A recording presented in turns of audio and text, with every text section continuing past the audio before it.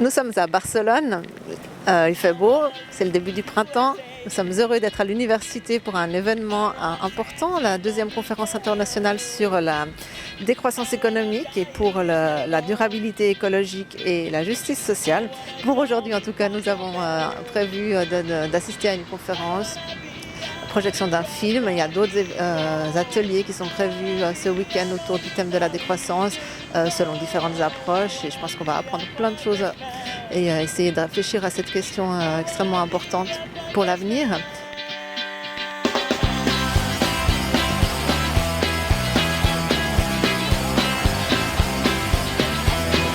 si vous voulez partir maintenant.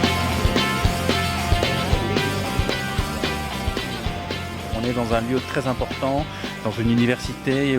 Le recteur de l'université a ouvert ce lieu. On a des conditions, pas de travail, mais on peut discuter très aisément. Et il y a à la fois un gain en crédibilité, le fait d'être dans un lieu magnifique, dans cette très belle université, le fait d'avoir des espaces de discussion, le fait d'avoir en quelque sorte les méthodes des colloques scientifiques avec des posters, avec des ateliers, le fait qu'il y ait une discussion très ouverte. Et donc, voilà, moi ce qui me frappe, c'est le sérieux de cette discussion, c'est-à-dire que ça pose vraiment les interrogations posées par la décroissance comme quelque chose de tout à fait sérieux, et sérieux au sens qui gagne en crédibilité. Et par ailleurs, effectivement, il y a beaucoup de personnes qui viennent de Suisse, de Québec, de France, d'Italie, d'Australie, de Mexique, des États-Unis, d'Angleterre, enfin vraiment de beaucoup de pays du monde. Il y a évidemment beaucoup de Catalans et d'Espagnols. Et là, on découvre qu'il y a un réseau militant pour la décroissance à Barcelone qui est très important. Enfin voilà, et surtout,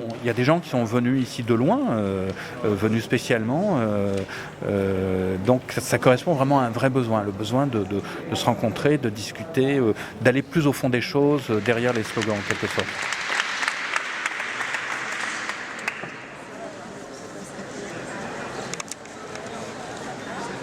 On fait ça avec les moyens du bord, par exemple. Il y a différentes choses qui sortent un peu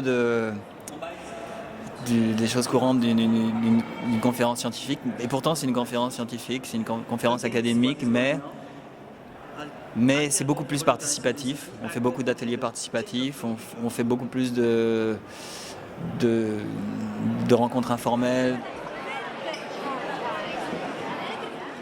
On était 150 personnes à Paris il y a 2 ans avant, maintenant il y a 400 personnes ici.